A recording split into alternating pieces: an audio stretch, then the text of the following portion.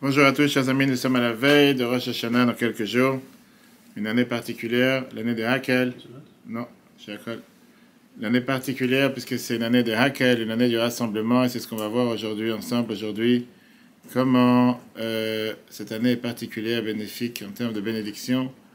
Une année très spéciale. À la vie, on va dire que c'est une année qui revient tous les 8 ans. Mais néanmoins, c'est l'année qui arrive, c'est toujours à la fin de la Shemitah, toujours à la fin de l'année de la Shemitah. Cette année, c'était l'année de la Shemitah, donc on va voir ensemble quelle particularité ça a cette année et comment faire en sorte de bénéficier de toutes les bénédictions possibles et imaginables qu'on a avec cette nouvelle année. Et donc, sans plus attendre, on va voir une magnifique lettre que la Bible a envoyée pendant les jours des Slichot. C'était en cette période, en 1980. Une lettre adressée à tous les peuples juifs partout où ils se trouvent en 1980. Et on va voir comment le Rabbi nous écrit comment se préparer pour cette merveilleuse année qui est l'année du Hakel. C'est d'ailleurs la paracha qu'on va lire ce Shabbat après-midi, Vayeler, la paracha chapitre 31 verset 11, dans laquelle la Torah nous donne le devoir Mikat Sheva Shanim, à la fin de chaque 7e année à l'issue de l'année de la Shemitah. Lors de la fête de Sukkot, alors que tout Israël vient comparer devant Dieu, dans l'endroit qu'il aura élu, tu liras cette Torah en présence de tout Israël qui écoutera attentivement. Rassemble le peuple, hommes, femmes et enfants, ainsi que l'étranger qui est dans tes murs, afin qu'ils entendent et s'instruisent et révèrent Dieu et s'appliquent à pratiquer toutes les paroles de cette Torah, et que leurs enfants qui ne savent pas encore entendent aussi et qu'ils leur apprennent à révérer Dieu tous les jours. Puisqu'on est en train de se préparer à Rosh Hashanah, une année particulière, l'année de Hakel. Rosh Hashanah, on sait très bien que c'est pas seulement le début de l'année, mais c'est la tête de l'année. La tête de l'année, ça veut dire c'est une année qui a pour but, c'est le jour qui influence sur toute l'année, du début de l'année à la fin de l'année. Et comme on sait très bien ce que la Torah nous dit que Maaseh ou Haïkar, l'action est essentielle, parce que de l'action on apprend pour la vie de tous les jours. Et ça vaut la peine de s'intéresser sur un des points qu'on a mentionné dans la lettre précédente, le fait que la nouvelle année qui arrive, c'est l'année de Hakel, l'année du rassemblement.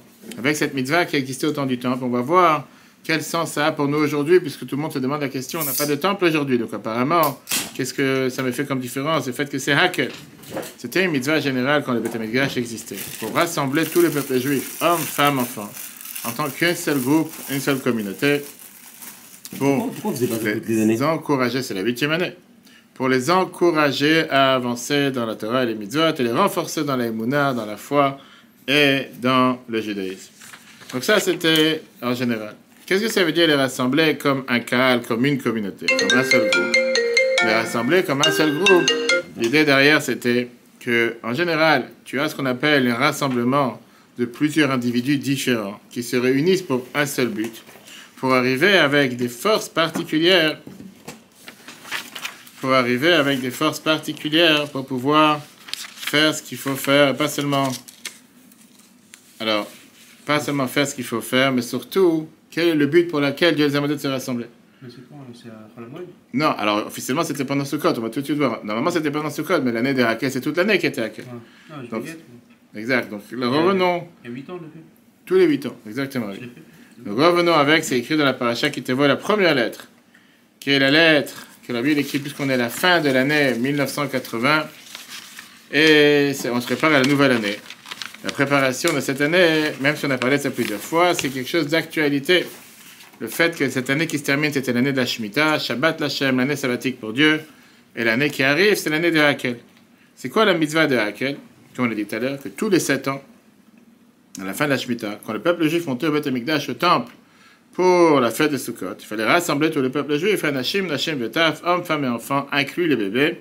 Et le roi du peuple juif lisait la paracha de la Torah qui était pour les renforcer dans le judaïsme, renforcer dans la foi en Dieu. Et ça laissait saurer un grand impact, comme s'ils entendaient la Torah de Dieu. Comment on réunit autant Tous les 8 ans. Tout de suite. Attends, au temple, c'était un des miracles qu'il y avait dans le temple. Il y a des Pirkei Avot que que tout le monde se tenait, ils étaient debout, serrés, mais ils pouvaient se prosterner de manière large. C'était pendant l'édification du temple. Non, c'était pendant les 3 fêtes. Pas du tout, pendant les 3 fêtes, c'était la période de Hakel, tous les 8 ans. De toutes les périodes, comme ça. Toutes les périodes. Une des raisons pourquoi la mitzvah de Hakel a été fixée au temps de Sukkot. Puisque l'année de la Shemitah, c'était une année sabbatique, dans laquelle on était libre du travail dans les champs et de la vigne. On avait la possibilité de pouvoir rajouter dans l'étude de la Torah, dans l'accomplissement des mitzvot avec force. Donc c'était une préparation particulière pour pouvoir se réunir tous ensemble en tant qu'une seule communauté, un seul peuple, au Beth Amikdash, écouter la lecture de la Torah comme si on entendait de la voix du roi. N'oubliez pas qu'il n'avait pas un micro, le roi. Et néanmoins, tout le monde pouvait entendre, c'était un des miracles. C'était une expérience gigantesque, profonde, comme le don de la Torah au Mont Sinaï. Quelque chose qui était gravé dans la mémoire de chacun et qui avait un impact sur les années à venir. Ça, c'est ce qui se passait pendant l'année de laquelle. Comme j'ai dit tout à l'heure, la question que tout le monde te demande, ok, ça c'était au temps du temps, mais aujourd'hui, il n'y a pas de temple, il n'y a pas de roi. Quel rapport avec Hakel? C'est ce qu'on va voir aujourd'hui. Malgré que la mitzvah de Hakel, dans son sens simple, elle est attachée au temps du temple. On sait très bien que toutes les mitzvahs de la Torah, même si on ne les fait pas aujourd'hui matériellement, on peut les faire spirituellement. On sait très bien, comme par exemple les sacrifices. Dans le sens spirituel des choses, ils sont en actualité tous les jours. Par exemple, la tfila, on sait très bien que la tfila, elle a été nommée, elle a été instituée à la place des sacrifices. Un juif qui prie tous les jours, c'est pour se rapprocher de Dieu, donner son meilleur à Dieu, donner son sang, sa chair. Et ça, c'est considéré à Dieu, comme s'il a mis un sacrifice devant Dieu. Même au moment qu'il y avait les sacrifices matériels au temps du temple, néanmoins, il y avait le fait de se rapprocher de Dieu. Ce n'était pas juste amener un animal, c'était toi-même qui te rapproches de Dieu. En fonction de ce que Dieu te demandait, Veshachan Tibetacham, résidez parmi vous. Régnez parmi vous. Pareil pendant la Shemitah. Malgré que le devoir était de travailler la terre, Dieu ne veut pas qu'on soit des assistés. On doit travailler pendant 6 jours et le 7e jour se reposer. Pareil, travailler 7 ans et se reposer la 7e année. Et ça, c'était une mitzvah qui était essentiellement en Israël. Parce que là-bas, la terre est sainte, pas en dehors d'Israël. Mais le sens spirituel de la Shemitah, qui est Shabbat Lachem, une année sabbatique pour Dieu, qui est sainte pour Dieu, c'est actualité aussi aujourd'hui. C'est dans tous les temps, dans tous les endroits. C'est attaché au fait que nous sommes un peuple saint qui doit dépasser les frontières, les limites et les temps. Quand on se trouve maintenant à la veille de l'année de Hakel, l'année prochaine, dans quelques jours, après la préparation de l'année de la Shemitah, on doit méditer sérieusement dans le sens et le but de cette mitzvah, comme la Torah, elle te dit clairement dans la paracha qu'on va lire ce Shabbat, l'après-midi, Vayeler, le man yishmeu, le man yilmedou, afin d'entendre et afin d'apprendre, veyaru et Hashem Elokechem dans le numéro 1, et de craindre Dieu, veshambo la asot, et de pouvoir faire, de garder, mettre en application, et kol divrei la Torah azot, toutes les paroles de cette Torah. Ou venez, ma chère le yadou, et la Torah te dit clairement, et leurs enfants qui ne savent pas encore, Yishmeu velamdou, eux aussi devront entendre, et afin qu'ils apprennent à révérer Dieu toute leur vie. On voit clairement que la Torah met un accent sur la mitzvah de Hakel, particulièrement par rapport aux enfants. Pas seulement par rapport aux enfants dans l'âge, 6 enfants, 2, 3 ans, 5 ans, 10 ans, mais même pour les adultes en âge, qui sont encore petits dans le judaïsme. Même ceux qui ne connaissent pas encore la valeur de la Torah et les mitzvot, qui n'ont pas encore reçu l'éducation juive qu'il faut. Même ceux qui font partie de ceux qui ne savent pas demander de questions, qui ne savent pas et qui ne sentent pas qu'il leur manque quoi que ce soit. Et qu'ils ont besoin pour ça de venir s'intéresser, demander. Eux aussi, il faut les rapprocher. Eux aussi, il faut les faire entendre les paroles de la Torah. C'est quoi la Torah? C'est quoi les mitzvot? Et l'étude doit être faite afin de les imprégner dans cette crainte de Dieu. Et le but, c'est de mettre en application tout ce qu'on apprend. Pourquoi? Parce que la Torah ne change pas. Elle est comme si elle était donnée à Mont Sinaï. Regarde dans leur Achaim, livre 2. Qui participait à cet événement et comment se déroulait-il? Même les enfants qui ne sont pas en âge d'étudier viendront quand même écouter et apprendre à craindre Dieu. Et le texte précise que les enfants apprendront tous les jours, car un enfant qui est éduqué dès son plus jeune âge à craindre Dieu, cette crainte restera inculquée en lui toute sa vie. Comment tu inculques la crainte de Dieu à un enfant? Tout de suite? Attends, on n'a pas fini, on commence. Alors, viens Rambam. Rambam te donne les lois, comment ça se passait. À l'issue du premier jour de la fête de Sukkot, de la 8e année, on sent des trompettes dans tout Jérusalem pour rassembler le peuple, et on apporte une grande estrade faite en bois. On la dispose au milieu de la cour des femmes, Ezrat Nashim, et le roi monte et s'installe dessus, afin que sa lecture soit entendue. Et tous les Juifs montés pour la fête s'assemblaient autour de lui. On a l'obligation d'éveiller l'attention de cœur et des oreilles pour écouter avec respect, crainte en se réjouissant dans la frayeur comme le jour où la Torah fut donnée sur le Sinaï. Même le plus grand sage qui connaisse toute la Torah a l'obligation d'écouter avec un intense ferveur. Celui qui n'y arrive pas se concentrera sur cette lecture et qui n'a été imposé que dans l'intention de raffermir la foi authentique. On doit se considérer comme si l'on avait reçu cet ordre à l'instant même et qu'on l'entendait de la bouche de Dieu que le roi a délégué pour faire entendre ses paroles. Comme on l'a dit tout à l'heure, cette mitzvah est actuelle même en l'absence du temple. Comme c'est écrit dans l'écoutateur à Sukkot 78, c'est... C'était à quelle fête qu'on faisait ça? Sukkot, je viens de le dire 3 fois. Tout ce qui concerne le temple existe dans la dimension morale à toutes les époques. Par exemple, les prières ont été instaurées pour remplacer les sacrifices. En effet, lorsqu'un juif prie de tout son cœur et qu'il est prêt à offrir à Dieu le meilleur de ce qu'il possède, sa graisse et tout ce qui suscite sa passion, son sang, Dieu l'accepte comme un sacrifice de là qui sera offert dans les temples. La Bible te dit, il est de même pour la Shemitah. Le contenu moral de cette année qui est sacré comme un Shabbat pour l'Éternel est valable de l'actualité et en tout endroit, à toutes les époques. Il est lié à la sainteté du peuple saint qui dépasse et transcende les limites du temps et de l'espace. De ce fait, alors que nous allons entrer dans l'année de Hakel, on doit méditer attentivement au contenu et à l'objectif de cette mitzvah. Le Rabbi t'explique d'enseignement numéro 1 dans le chiffre 4 qu'on vient de lire. La mitzvah de Hakel souligne l'importance de l'éducation des enfants. Cela s'implique non seulement aux enfants au sens propre, mais aussi aux adultes qui sont restés des enfants dans le judaïsme.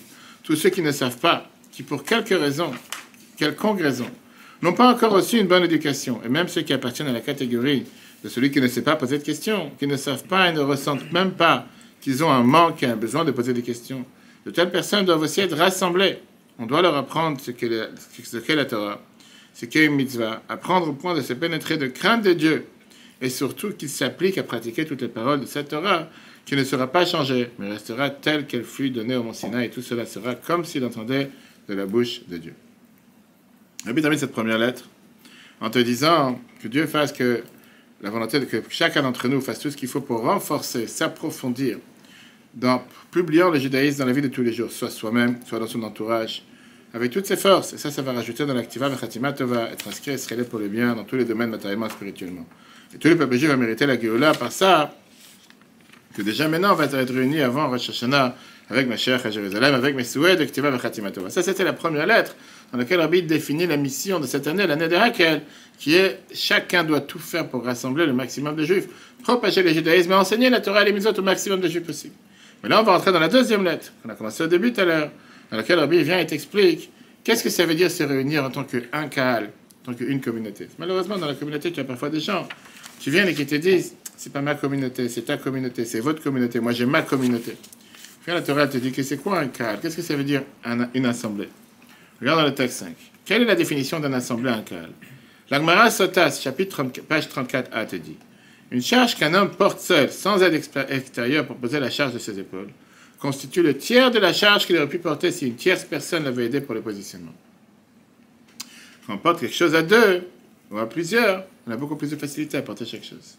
Le concept d'une assemblée, en plus d'être une réunion et un regroupement de différents individus qui se rassemblent dans un certain but, afin de mettre leurs forces en commun pour atteindre un certain résultat.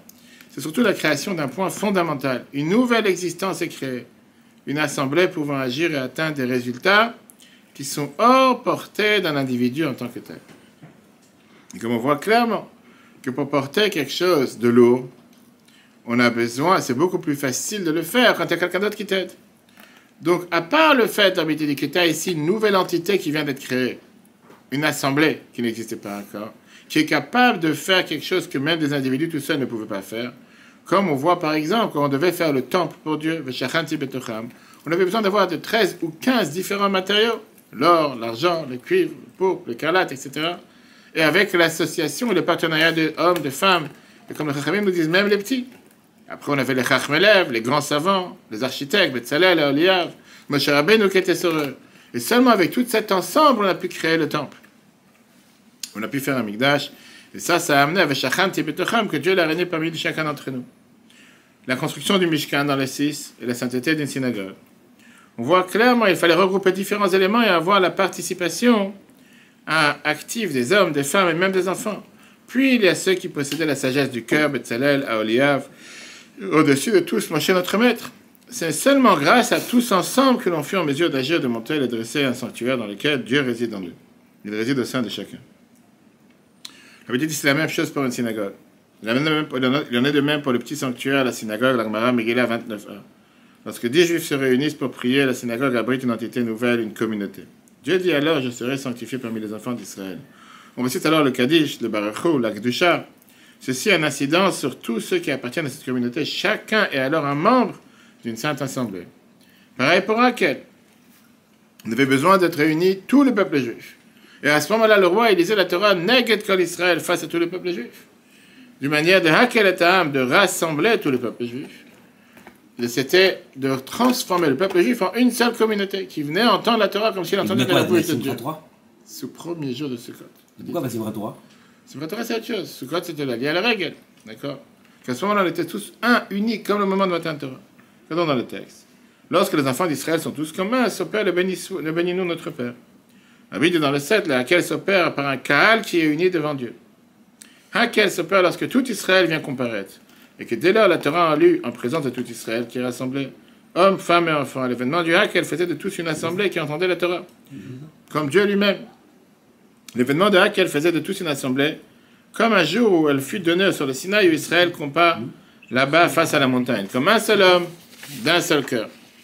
Comme on l'a dit tout à l'heure, malgré que la mitzvah de Hakel était dans le sens simple, elle est seulement attachée avec le temple, elle est actuelle aujourd'hui, particulièrement dans chaque endroit et chaque temps, particulièrement dans notre période, qu'on est aujourd'hui ce Shabbat, juste avant Rosh Hashanah, et que chaque année, on lit la même paracha, la paracha Nitzavim, Nitzavim Ayom Kulchem, dans laquelle on définit d'un côté qu'on est tous présents devant Dieu ensemble, et après la Torah te dit clairement qu'il y a des différentes catégories dans les peuples juifs.